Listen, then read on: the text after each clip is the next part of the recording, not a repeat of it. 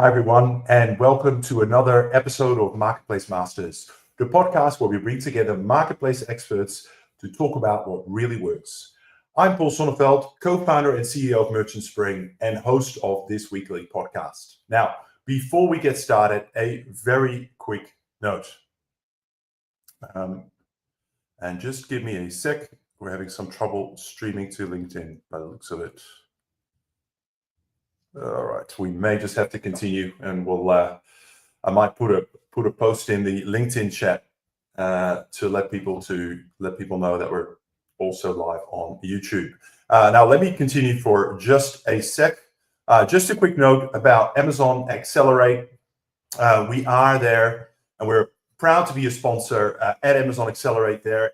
If you are attending, please come and see us at our booth to discover our latest features, enter our exciting giveaway, and even chat with us about being a guest on this very podcast. Now, today I have invited a very special guest, Josh Cohen, Sales Director and Senior Account Manager at Intero Digital, a leading digital agency offering full funnel marketing solutions that support your entire brand and drive your bottom line.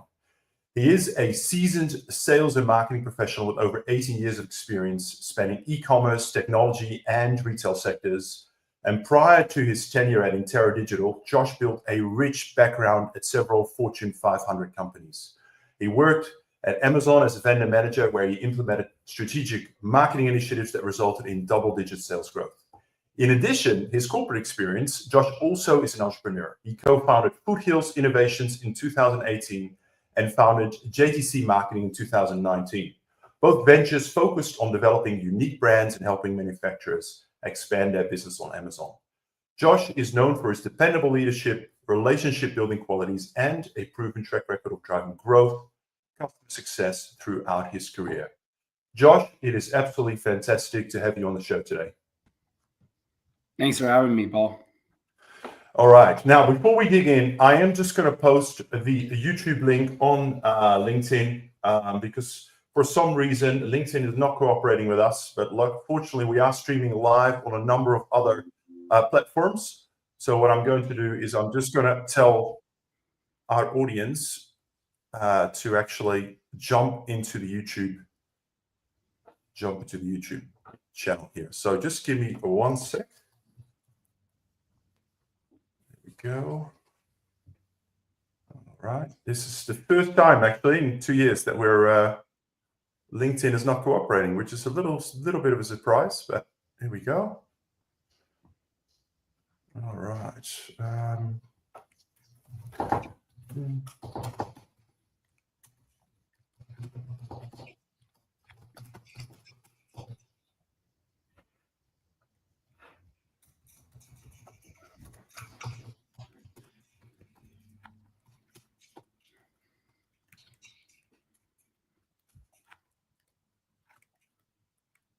All right.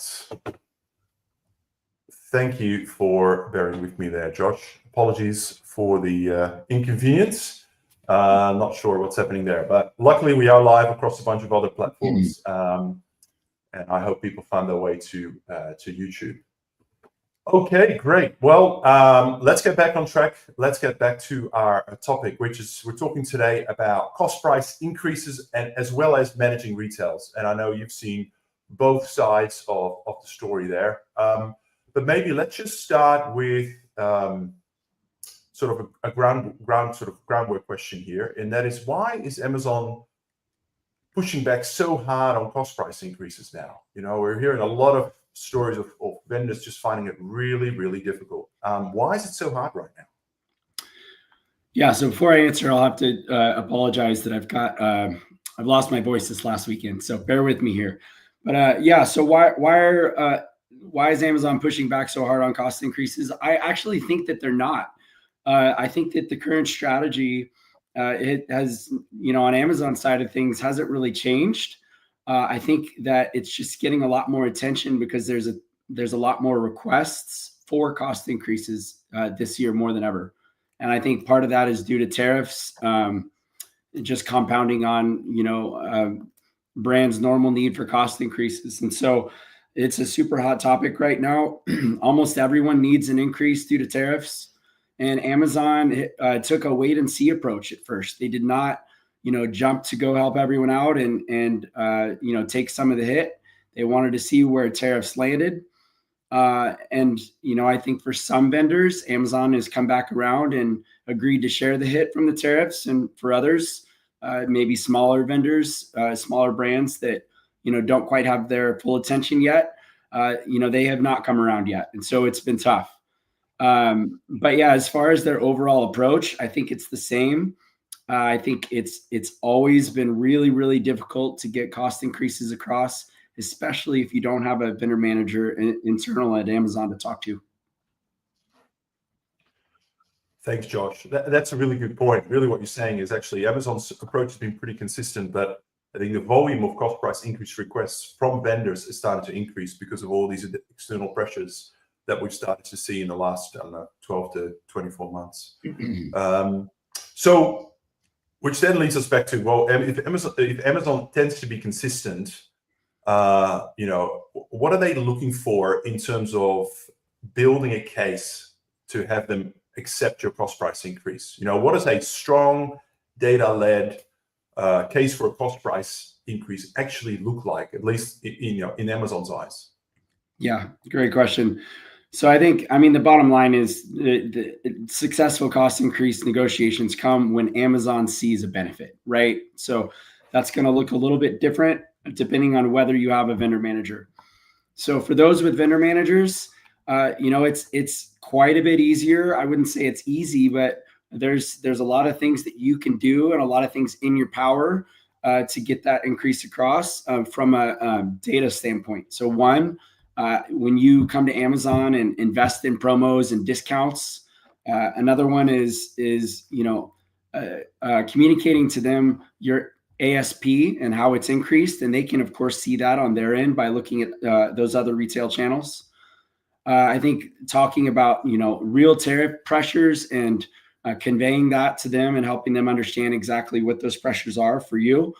And then other cost pressures that come from labor or parts cost increases or, but things that are specific to items. So the data piece is really important. If you come to Amazon and you give them a blanket percentage increase across your catalog, they're immediately going to reject it. And that is true for both if you have a vendor manager or do not, right? They want to know that you have meticulously looked at your bottom line and that there are true cost increases that you absolutely need to pass on. And then they also need to see that in the retail marketplace so that they can maintain their margins. So there's lots of ways to give something back to Amazon in return for that increase. And, but it does start with the data. So if you don't have a vendor manager and someone to talk to, net PPM is really key. You have to have strong net PPM for your brand already. And you need to be, you may not know what the category average is, but you need to know that yours is strong, because if you're already below the category average, they're not going to take any increases on your products. I was going to ask you about, because many of our, particularly in Europe, a lot of our vendors don't have vendor managers. And let's go a bit deeper on that towards the end of this event, end of this episode. But for now, actually, I wanted to go back to maybe some of the documentation, right? So you may say, okay, well, actually, Amazon, my labor cost has gone up. There are some specific components. I've got this particular material. The cost has gone up 30% or whatever. What sort of evidence does Amazon demand in terms of actually checking, hey, what you're saying is kind of true? Like what level do they go to in order to tick off and say, actually, what you're claiming here is true, and we agree that it's impacting your bottom line, and therefore, we'll accept the cost price increase? What have you seen in your experience? Yeah, Amazon is going to be able to see some of those things on their own, and then other things they're not. So, for instance, Amazon, of course, has lots and lots of vendors within a category, so they can easily see if very similar brands with similar products are also needing increases, right? And are also increasing their list prices because of those pressures. If you're the only one within a category, with similar products saying that you've got an increase, Amazon's going to have question marks, right? They're also going to go and they're going to check what's happening with your price in other retailers, right? That's something they can easily check. They can look and see what is your price doing on, some of their competitors' websites. If you're selling to Target or Walmart, is your list price increasing there, right? Because this is really, really key. When you provide a cost increase to Amazon and ask them for an increase, you have to increase list price at the same time. Because if you don't, you're asking Amazon to take a hit, and they need to maintain their margin, right? And so it's always going to be a conversation of, number one, have you increased list price? And then two, has that list price increased everywhere else already? Amazon sees themselves as kind of the last ones to ever need an increase because of the way that they do business. And this is one of the arguments that they will make when talking to you about the increase that you're requesting. They will say, well, have you already passed this on to everyone else? Okay. If you've already passed it on to everyone else, have we seen that ASP increase for your products, right? And if not, why not? Because Amazon is a replenishment oriented company, right? They're ordering week after week after week, and they're trying to maintain minimal stock levels. Whereas a lot of the other retailers out there will take bulk buys, and they have the benefit of being able to sit on more inventory, especially, if they have brick and mortar locations. And because of that, they can bulk up and stock up at that lower cost. And then, of course, Amazon will have to take the hit when they're still seeing the benefit of that lower cost. And so, those are some of the considerations, and those are some of the things that Amazon will look at on their end. But as far as the data that you can provide Amazon, tell them specifically what is increasing in the cost increase spreadsheet. Again, if you don't have a vendor manager, and you're submitting those cost increases, there is a drop down in there to for a reason code. And so you can put in there specifically item by item what the reason is that you need that increase. May or may not help you depending on what the margins are for your product already, but it can't hurt.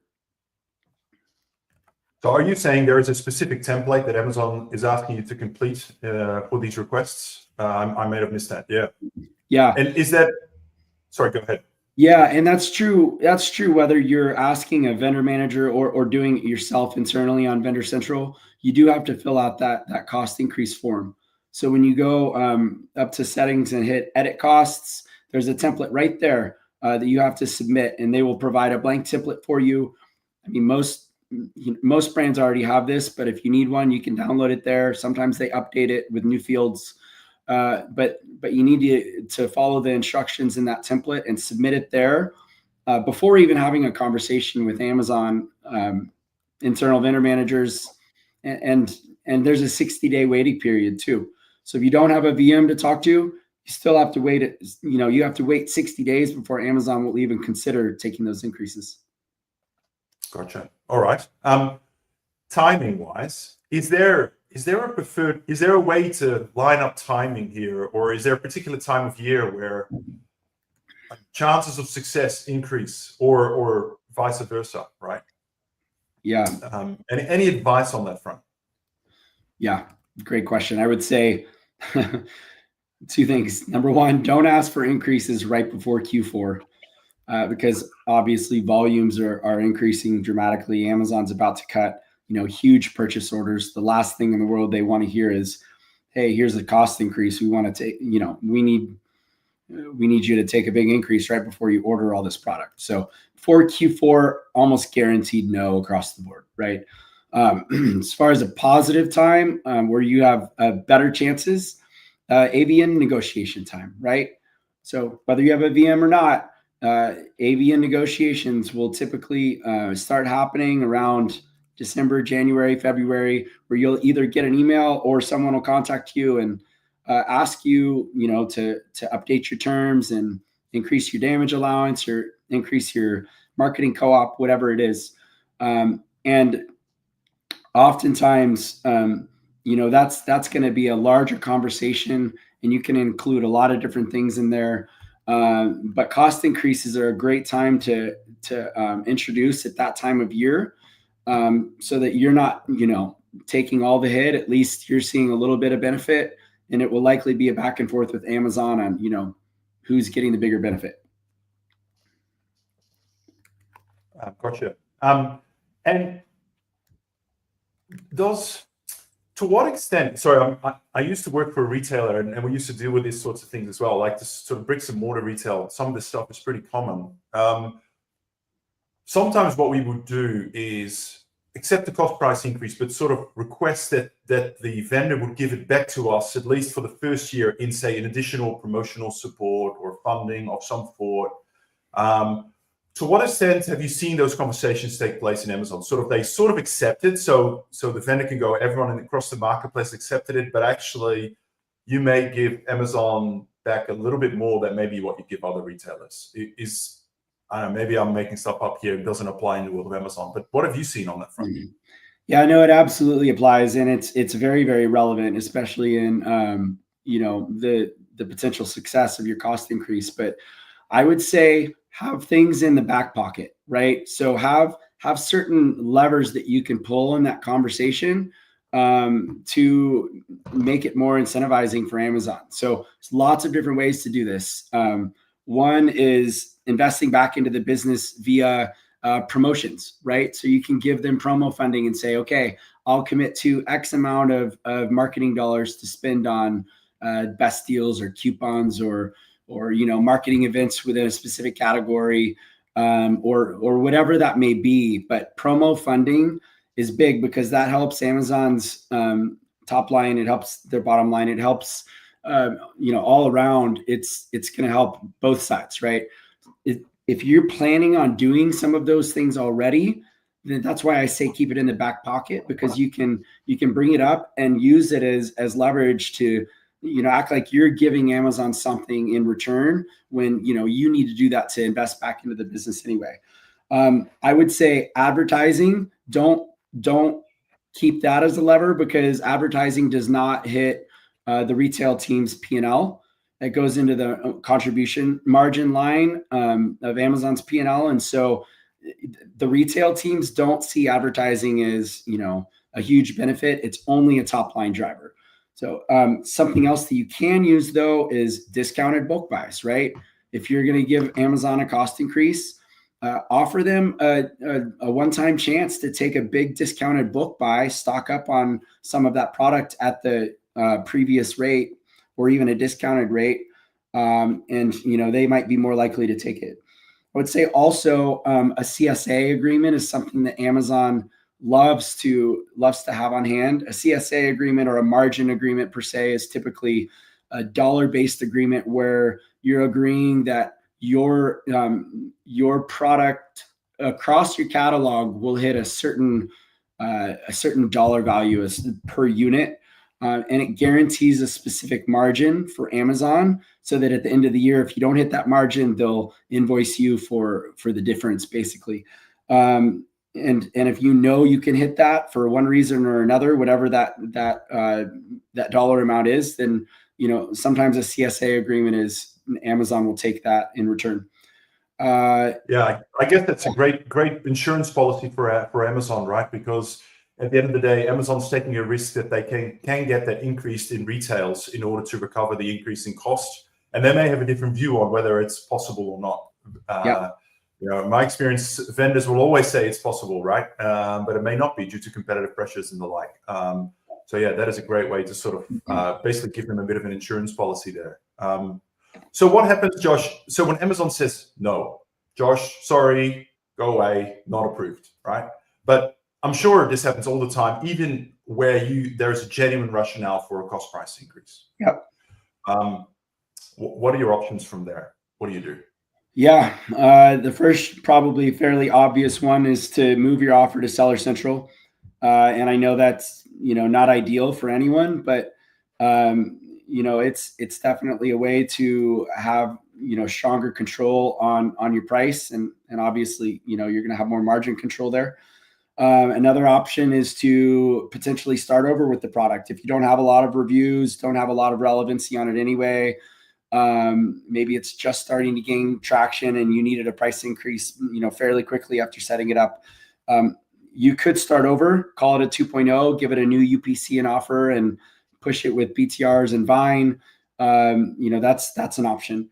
I would say the third option, if neither of those sound great and you really do just want the cost increase and to keep pushing on that product, you could continue to push those cost increases externally and ask again when Amazon's margin might have increased on those items. So you might need to discontinue selling it to them for temporarily and eat the margin hit, but wait until Amazon's in a better place to accept the increase.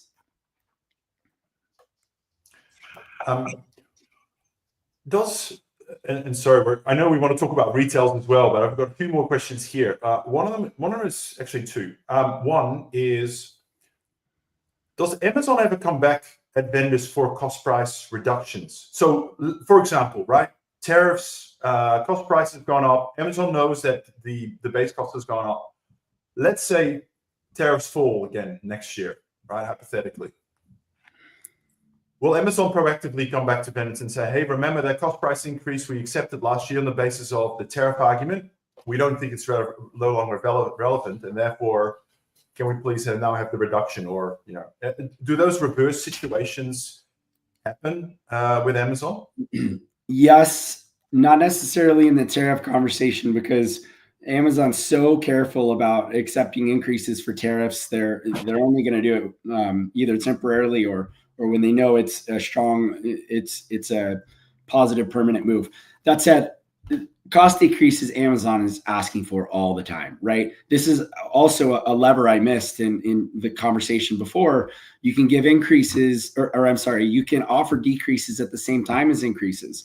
Amazon will typically look at the trailing 12 months volume to determine what the benefit is to them on a decrease. So maybe you could offer decreases on things that you might know are discontinuing in the near future, right? And that will be a bigger benefit to Amazon than it really hurts you. But yeah, I mean, Amazon comes back for decreases, for every reason all the time. They're constantly sending automated emails asking for decreases. There is constant pressure from them to decrease costs. Do you have some advice on how you can bet those away?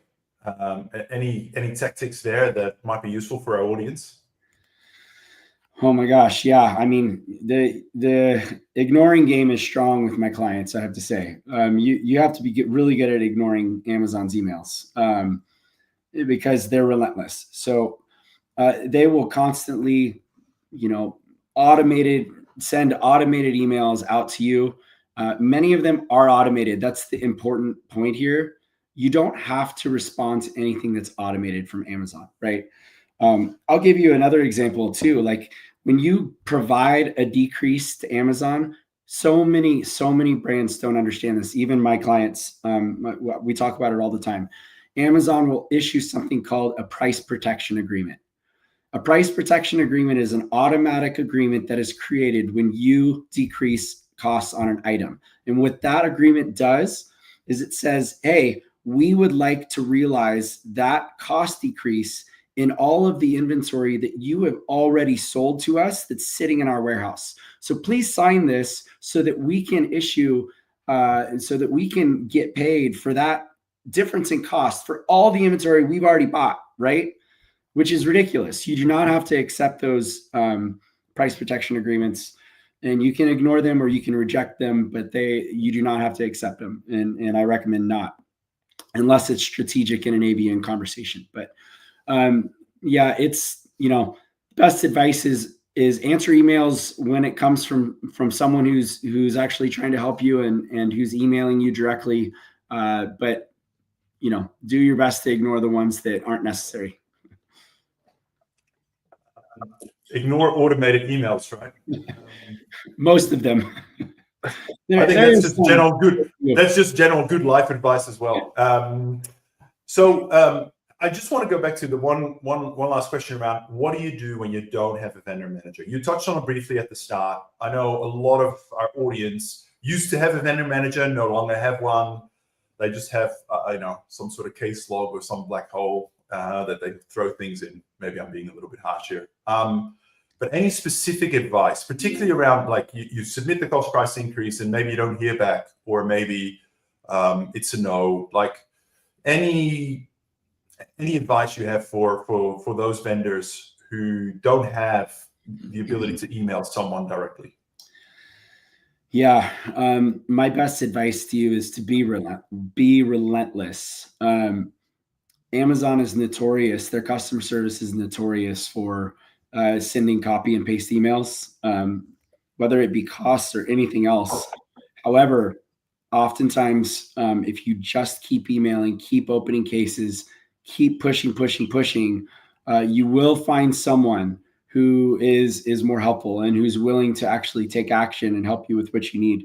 It just takes a ton of persistence. And so that's the best advice I really have when it comes to cost increases. It's one of the most difficult things to get across when you're relying on the central teams to, look at your spreadsheet and evaluate, and, it's almost always going to be a rejection. But open cases, try to call in the support line, try to talk to someone and see if you can get someone that has some power to make some changes for you.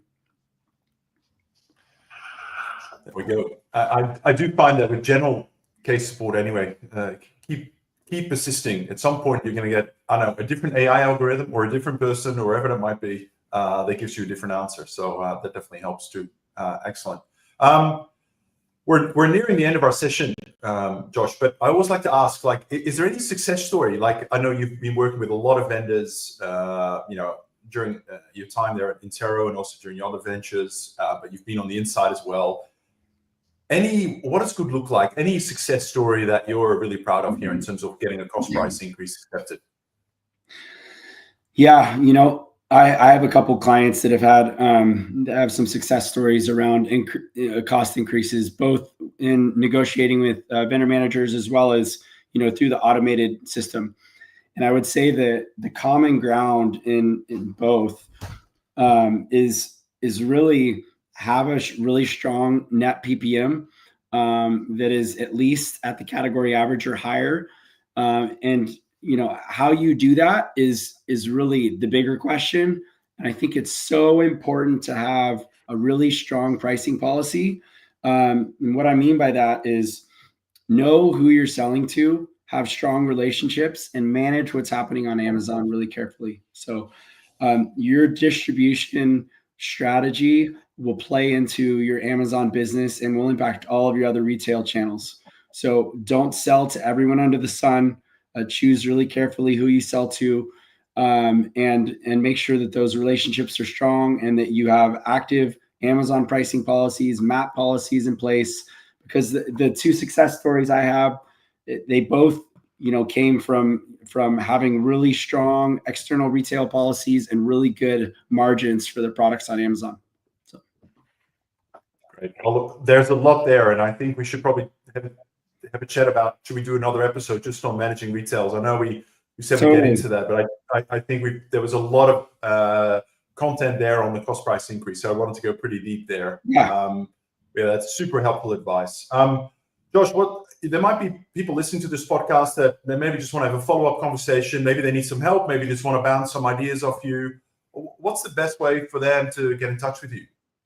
Yeah, for sure. You can reach me at my my Intero email, josh.cohen@interodigital.com, or reach out to me on LinkedIn, either one.